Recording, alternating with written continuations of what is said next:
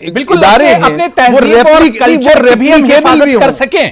بالکل نہیں ریپلیکیبل بھی ہوں یہ بھی دیکھنا چاہیے. اور جہاں تک سوال ہے اقلیتوں کا, ہمیں یہ نہیں بھولنا چاہیے کہ کوئی ایسا نصاب تعلیم نہیں قابل قبول ہوگا جو انکلوسیو نہ ہو. اس پالیسی کی ایک بڑی کمزوری یہ ہے کہ یہ سیکولرزم جو ہے اس سے ایک فاصلہ بناتی ہوئی نظر آ رہی ہے. دوسری اس کی جو پریشانی ہے وہ یہ کہ یہ ہمیں جس ویلیو سسٹم کی بات کر رہی ہے اس کی پوری طرح سے نشاندہی نہیں کرتی ہے. ہم اس لیے یہ بات کہہ رہے ہیں اس ملک میں جو ریلیجس پلورلزم کا ملک ہے, جہاں پہ مذہبی تکثیریت ہے, وہاں پر تمام مذاہب جو ہیں ان کی یکساں تعلیم جو ہے وہ ہونی چاہیے ویلیو سسٹم کے نام پر. کسی ایک مخصوص طرز فکر, عقیدے اور مذہب کی چھاپ نہیں ہونی چاہیے. اس کے بہتر نمونے جو ہیں وہ ہمیں جامعہ ملیہ اسلامیہ میں مل جاتے ہیں پر کہ ہم انڈین ریلیجن اینڈ کلچر جو ہے اس کی تعلیم دیتے ہیں ان لوگوں کو جو اسلامیات نہیں پڑھنا چاہتے اور جو ہندو ریلیجس. میں حسنین صاحب سے اس پر جن باتوں پر آپ کو اعتراض ہے میں اس پر ریئیکشن لے لیتا ہوں حسنین صاحب سے. سید احتشام حسنین صاحب, جو باتیں اختر الواسع صاحب کہہ رہے ہیں کیا واقعی میں یہ نقصان دہ ہیں ہمارے سماج کے لیے, خاص طور سے اقلیتوں کے لیے؟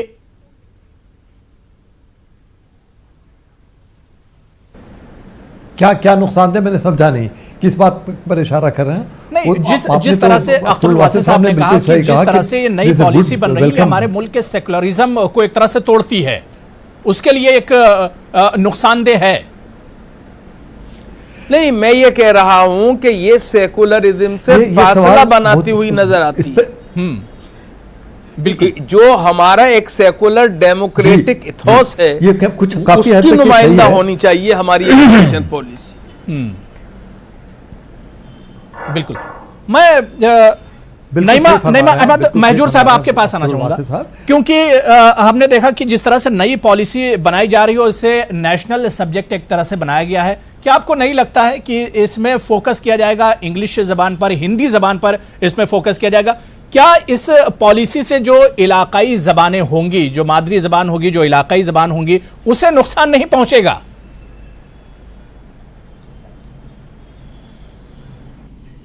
دیکھیے, زبانیں جتنی بھی سیکھی جائیں بہت اہم ہیں, کیونکہ ہم نے دیکھا ہے, میں یو کے میں 30 برس رہی ہوں اور میں نے دیکھا ہے کہ وہاں پہ جو 3 سے 8 سال کی عمر کے بچے ہوتے ہیں وہ کم سے کم 4-5 زبانیں سیکھتے ہیں ایٹ اے ٹائم. ان کی مادری زبان بھی ہوتی ہے, ان کی انگریزی زبان بھی ہوتی ہے, اور جس ریجن سے آئے ہوئے ہوتے ہیں وہ زبان بھی سیکھتے ہیں, اور پھر ایک اور زبان جو ان کی پسند کی ہوتی ہے. زبان سیکھنے سے کوئی دوسری زبان سیکھنے سے نقصان نہیں ہوتا بلکہ فائدہ ہوتا ہے. اس میں ایک مسئلہ جو ہے, جو پالیسی ڈرافٹ ہمارے پاس ہے, اس میں جو 2-3 چیزیں ہیں. ایک تو یہ ہے کہ اس وقت آپ دیکھیں گے پورے بھارت میں ایک اقلیت جو ہے ان پر وہ اعتماد کا جو ایک فقدان ہے اس کیفیت سے گزر رہے ہیں. اب جو پالیسی جس نے بنائی ہے وہ سمجھ رہے ہیں کہ جو چاہے وہ 3 لینگویج فارمولا ہو یا جو کنٹینٹ, جو نصاب ہو, جو کریکولم آپ کو بنانا ہو, جو اس کی ایک شکل پیش کی گئی ہے, یا پھر جو ٹیچنگ پروسیس ہے یونیورسٹیز کا چینج وغیرہ لانا, تو اس پہ کافی سوال اٹھائے جا سکتے ہیں.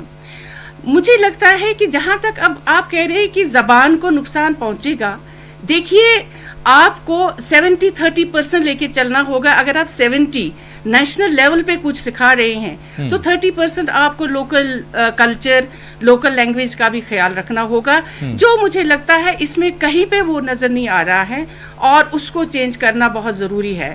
اور اس وجہ سے مجھے لگ رہا ہے کہ جیسے آپ دیکھیں تمل ناڈو میں یا دوسرے جو جنوبی ہندوستان کی ریاستیں ہیں وہاں بھی تھوڑا سا ایک شور ہوا کہ وہاں پہ لوکل لینگویج, نہ صرف انگریزی تو باہر کی زبان ہے, لیکن وہاں پہ جو تامل ہے, ملیالم ہے, ان کو کافی حد تک وہاں پہ بہت امپورٹنس ہے اور اہمیت دی جا رہی ہے. इसी तरह आप जम्मू कश्मीर में देखेंगे, यहाँ पे हमारी बहुत सारी जो लोकल लैंग्वेजेस है, चाहे डोगरी है, कश्मीरी है, लद्दाखी है, तो हमें ये समझना होगा कि हम उन ज़बानों को प्रोटेक्ट भी कैसे करें, तरक्की भी ये ज़बानें कैसे करें, इनकी तरवीज भी कैसे हो। हाँ, लेकिन हमारी उर्दू ज़बान भी है, हमारी हिंदी भी है, हम इंग्लिश भी सीखना चाहते हैं और कोई और ज़बान भी सीखना चाहते हैं, तो उसमें ये रुकावटें पैदा नहीं होनी चाहिए। और जहाँ पे आपको लगे कि आप पे कोई चीज़ ठोसी जा रही है, वहाँ मुझे लगता है कि आप देखिए कि जो सिलसिला अब शुरू हो गया है कि पॉलिसी को लेके, तो वहाँ पे जो शकूक की फ़ज़ा है उसमें इजाफा हो रहा है, कमी नहीं हो रही है, उसको ठीक करने की बहुत अहम ज़रूरत है। बिल्कुल। गयूरुल हसन साहब, यही सवाल मेरा आपसे भी है, क्योंकि आप हैदराबाद